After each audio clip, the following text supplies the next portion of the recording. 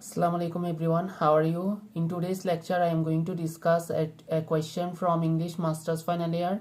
The question is compare and contrast between the characters of Hamlet and Laertes. Introduction. Hamlet and Laertes are two major characters built in a contrasting design. They appear too similar only in one aspect, that is revenge motive. Hamlet wants to take revenge on Claudius, the murderer of his father, the usurper of the throne, and the seducer of his mother.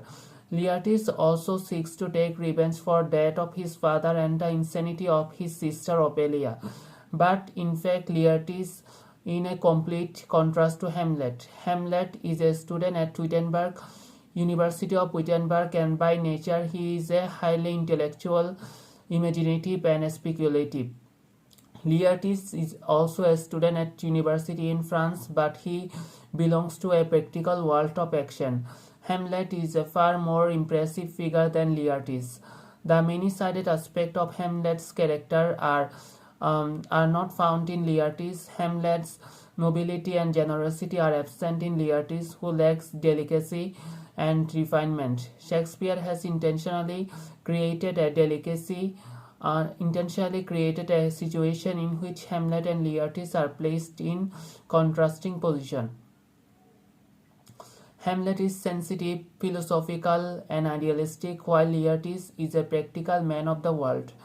An intellectual as Hamlet is clearly sensitive, philosophical, and idealistic young man.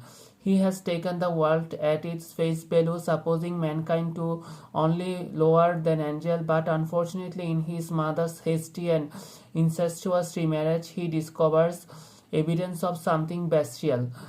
Then comes the shocking revelation of his father ghost, and now sees everything, especially his own nature and general taint, taking away life from meaning, and from women her integrity, from the will is strength, turning reason in madness. Introspective, Hamlet is constantly analyzing himself inwardly, but he is ever looking for himself, delving into own nature to seek and thought in soliloquies. Laertes, on the other hand, is a practical man of world with no deep thought or imagination. While while leaving for France, Laertes gives like father sensible and valuable advice to his sister Ophelia. He warns her against being taken by advance than Prince Hamlet has making to her, and tells her that even Hamlet is in love with her. Prince may not able to marry her because his choice of a wife is limited by position he occupies as heir to the throne.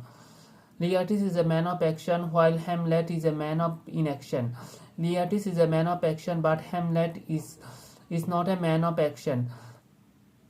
Unlike Hamlet, Laertes has no scruples and need no evidence to support his courses of action. This is clear from the readiness to believe Hamlet's ultimate responsibility, all the tragic events that have taken place at the court during his absence, and his willingness to go further than king to make sure Hamlet is killed in fencing match. Of course, he too has suffered bitter sorrow at the murder of his father, at the insanity and death of his sister.